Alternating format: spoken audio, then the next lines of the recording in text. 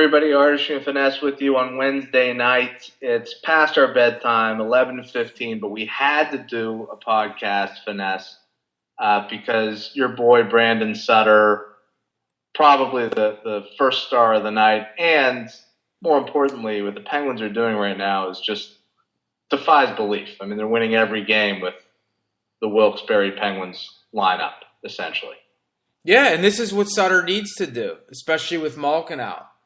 Like, it shouldn't – I mean, I was really impressed, especially with that goal tonight, and then stepping up in the shootout like that to bury the winner was great. You know, I just don't want this to be a surprise. This should be what's to be expected. And he's had two pretty decent games in a row the last couple of games. So I'm encouraged. It's going to make the Pens a much, much better team if he starts getting it together. And as far as this being a minor league style team, you could easily convince me that Bilesma excels more with that type of roster than with the rolling three lines of superstars. Well, there's something to that, I think. It's much easier to outperform expectations with a roster like this. You can only disappoint with a roster like we have at full strength.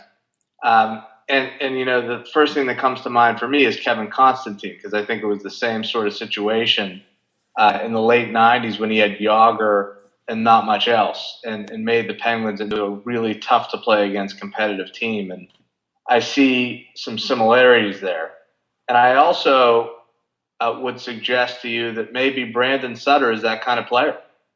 Maybe he elevates when expectations are low and his line mates are Chris Connor and Joe Vitale, as we've seen the last couple of games. And he does less well when there are other people around to carry the load.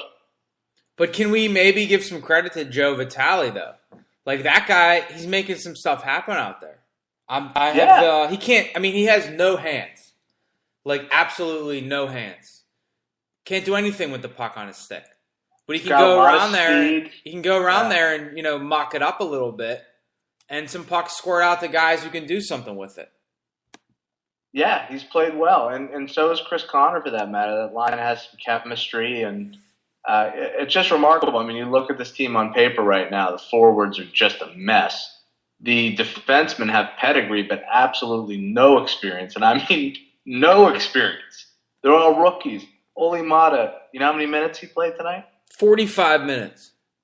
Oli Mata, I think we just need to take a second and appreciate what's going on here. This kid is an absolute superstar.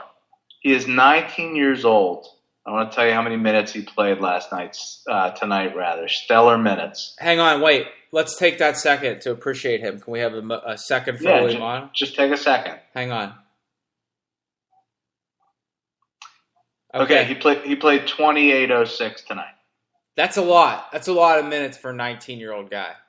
That's amazing. I mean, the guy has just been amazing. And Brian Dumoulin, in his second NHL game, played 19:49. That is absolutely unheard of. His second NHL game, the kid is playing 20 minutes. Is it his third? Is it his third? It might be.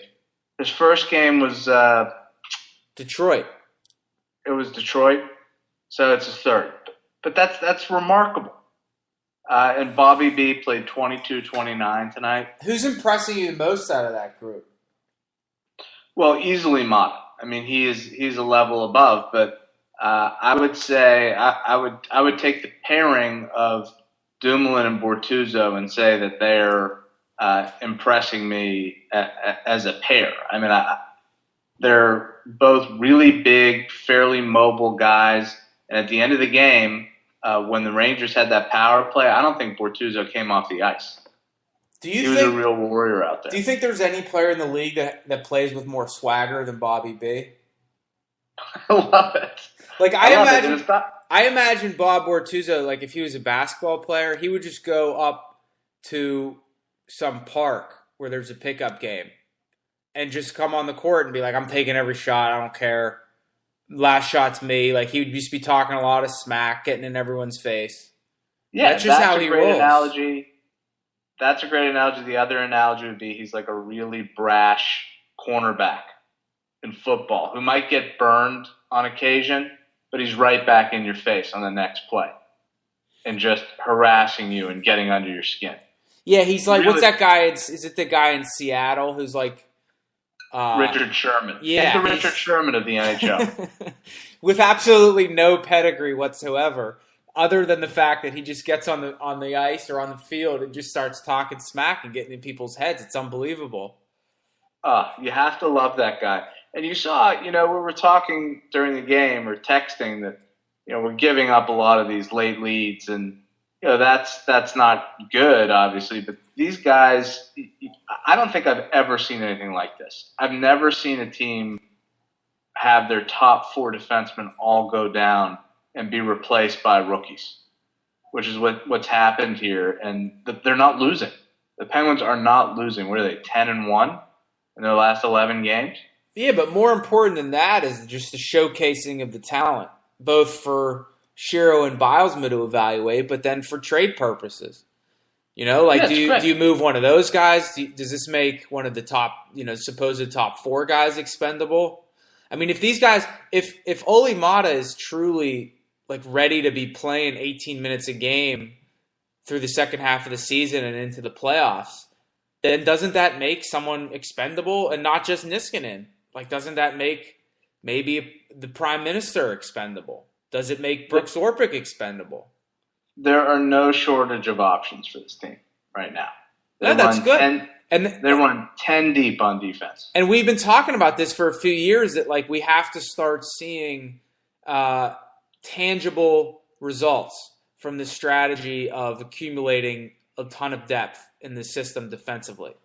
And unfortunately, injuries has forced the Penguins' hand into giving the rookies this time, but they're doing a great job. Like it's amazing how they're sort of taking advantage of the opportunity. Yeah, mission accomplished. The only one I'm not overly impressed with is Samuelson. He's too slow with the puck. There's always like a little bit of an extra stick handle, and maybe that'll just be an adjustment. Ready. It could just be an adjustment needed, but he's a little slow on the passes, the breakout passes. Yeah, he's not ready. I mean, we've reached down. We're talking 5 deep in our rookie pool of defense. It's to be expected that he's not going to be a star. They can't all be stars. Maybe one day he'll develop his game enough to be a regular. He's not there yet. And you saw him protected more tonight, along with Dupre. I think those guys had much more limited minutes tonight. Speaking of stars, if there was an all-star game this year, would Matt Niskanen make the team? I wouldn't register any objection. He's been great. He really has. And I'm starting to wonder, like, we've always gone with the theory that he needs to be traded, but maybe he needs to be signed.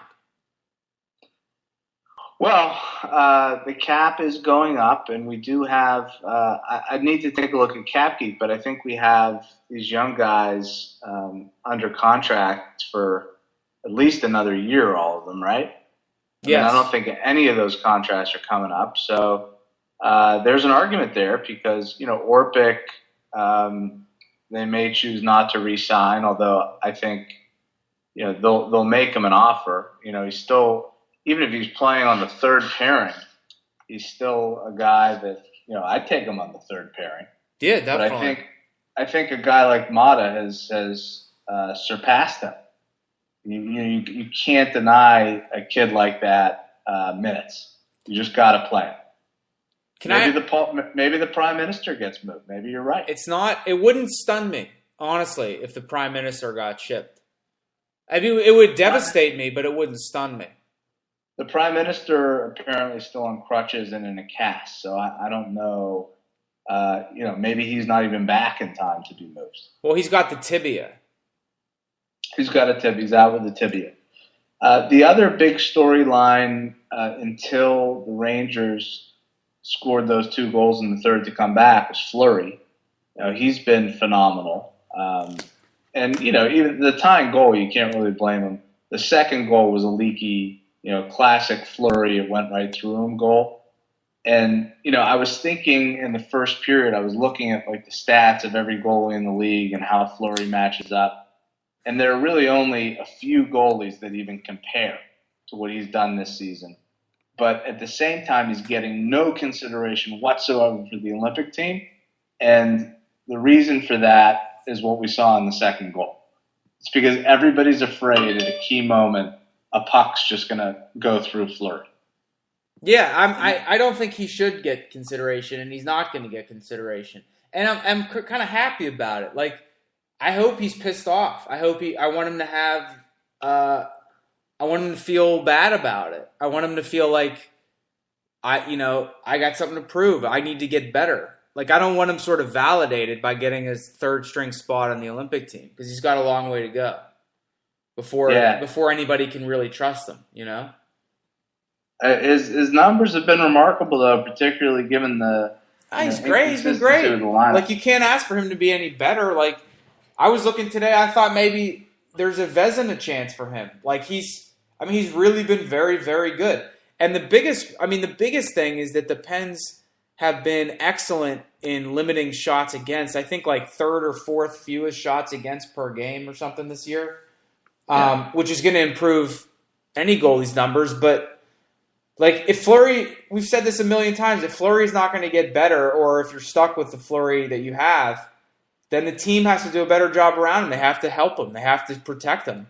And they've done a much better job this year of protecting him than last year, when there were like routine 3-on-0s in front of the Pens net. Absolutely. And the fact that they're still protecting him in the way that they are with this lineup is pretty amazing. The only goalies that compare that have actually played a decent amount of games, like 20 games, I think are Tuukka Rask, Carey Price, this kid Harding in Minnesota, who has like a minuscule goals against. And then there was one more. I don't know. There's some teams that I don't take their goalies that seriously, like their statistics. I mean, there's that guy in LA, Martin Jones, who's putting up tons of numbers. He doesn't have the amount of games played yet. There are just certain teams where, like, if you have a moderately competent goalie, he's going to have good stats. It's just the way that they play. They limit quality chances. Like, I think any goalie you put in for Boston is going to have great numbers. That's why I think it was kind of crazy for them to sign Rask for $7 million. I just thought that was too much for a team that could get almost identical production out of a goalie for $3 million or $4 million. It's no wonder I couldn't remember who the other goalie was that has comparable numbers to Fleury. Just take a guess. See if you can guess it. I'll give you this guy's line. He's 18-5 with a 1.96 goals against and a 934 save percentage. Can you guess who he is? I would never guess this. Which conference? Eastern. He's what's his record? 18-5. 18-5-2. Who even has that many wins? Would it be Ben Bishop? You got it. Wow, that's impressive. That's impressive. Well, there's no good teams it's Tampa's the third best team in the East. Yeah, Ben Bishop. Where the hell did that come from? Yeah, who knew? I want to ask you, did you see any evidence tonight to support the notion that Rick Nash is like a foregone conclusion for the Canadian Olympic team? Absolutely not. I don't get this. Like, all these mock rosters have Rick Nash on the team. He doesn't do anything for me. I don't know why you'd have him. Like, I can sort of see an argument against Kunitz, but, like, why is Rick Nash a better player than James Neal? I don't think he is. Rick Nash has the occasional spectacular individual effort, but there's no... Well, so does Brandon Sutter. I mean, Brandon Sutter had that tonight. No one's talking about him. No one wants him on the Canadian Olympic team. You're right. I would put Brandon Sutter right up there. But you know what I'm saying? Like, Rick Nash. You don't have to sell me on that. I don't think, he's 30 years old. His best days are behind him. He's still capable of, a Yager-esque, one-on-one move, but he's not a consistent goal scorer and producer. He's just not. Who in your mind was the Penguins' best player tonight? Because it's very clear to me. Well, Sutter was tremendous. I thought Mata was great. Who else is there? No, it's Chris Kunitz. Chris Kunitz. Chris Kunitz was the best player. I love Chris Kunitz. He's so, like, what is this guy?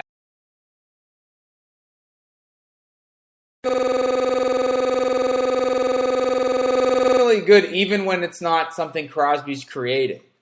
Like, he's doing stuff. Good, man. I know, but he's doing stuff on his own that, like, he just, like, wasn't doing a few years ago.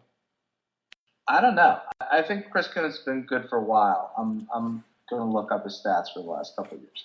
And I particularly like to see games without Crosby because you have to remember he played with Malkin and Neal that one year when they were the best line in hockey, and he was arguably what made that line tick that year. I mean, he was spectacular that year. He creates so much space out there. I guess my point is just like, you know, we took a second earlier in the podcast to pay our respects to Oli Mata. Maybe we should take a second for Chris Kunitz. Let's take 5 seconds for Chris Kunitz. All right, let's take 5 for Kunitz. Incredible performance. Yeah, he was great tonight. Really great. Really impressed with Chris Kunitz. So what else? We got Minnesota tomorrow. I don't expect to win that game. It's the 5th game in 7 nights. Although Harding is out, so that's a bonus for us. He won't be playing. His multiple sclerosis acted up. He needs a break because of that. I just read.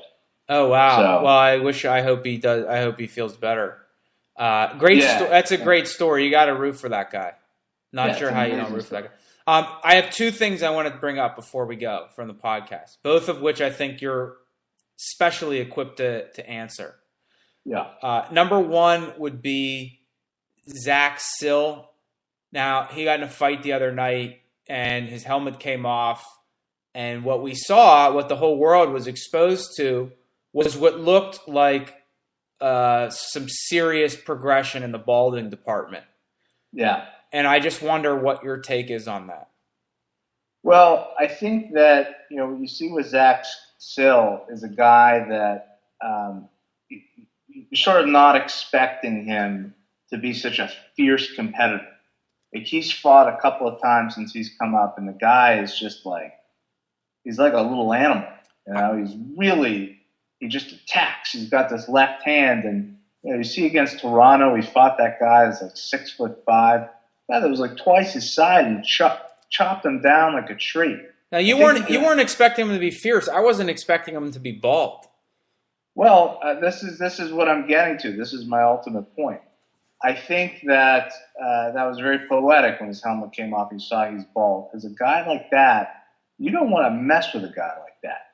You know, you're looking at Zach Sill, he's balding a little bit. You see that guy on the street, you're not thinking twice about that guy. He's no threat. But that's your mistake right there, because he is a threat. He is bald, and he's angry. I think he's angry about it. So you think a guy like who has sort of notorious hair in the NHL, like you take an Erik Karlsson, like from Ottawa, let's say a lush mane, a lot of body and sheen, right? Yeah. You take one of those guys, like maybe a Daniel Alfredsson, someone with like a lot of hair going on, and you put him up against Zach Sill. And I don't know how a guy like Erik Karlsson would take Sill seriously because of the bald head. Right. He lets his guard down. But I think the lesson is that it's not how much hair you have, it's how much heart you have. Right. It's like you're fighting an accountant, like a very fierce accountant. That's very true. He is like the team. He probably is a treasure. He's a treasure of the team. Last thing I want to mention. The Ravens won on Monday night. Their kicker, Justin Tucker, had 6 field goals, like an incredible kicking performance. And Ben Roethlisberger was asked about this earlier in the week, and he suggested that it might be time. This is a really novel suggestion. He suggested it might be time to narrow the goalposts because I guess that there's just too many field goals being kicked. And do you think that Roethlisberger is ahead of the curve here? Is this where society's heading? Do we need narrower goalposts? Well, he always has been a pioneer, Ben, and an innovator. So who am I to say he's wrong about this? I think that there probably were too many field goals in that game. And, the fact that we are celebrating Justin Tucker on Tuesday morning tells you that maybe there's something, to be desired about that football game. Yeah, we So should. Maybe we should. I stand with my brother on this. Maybe we shouldn't be praising Justin Tucker. We should be blaming the goalposts. Like why, Yeah. like everything else in society changes. Why are the goalposts the same width that they were 80 years ago? It's all an evolution. I agree. I think it's time for narrower goalposts. I would even go as far to suggest that hockey nets should be widened, goalposts should be narrowed, and they should be the same width. I'm really glad that we touched on this because we're going to look back on it when it happens, and we're going to know that we were there first. Yeah, we're officially going to be the second and third person in the history of the world to call for narrower goalposts on field goals. We're with you, Ben. All right. Thanks for joining us, everybody. Until next time, GTOG.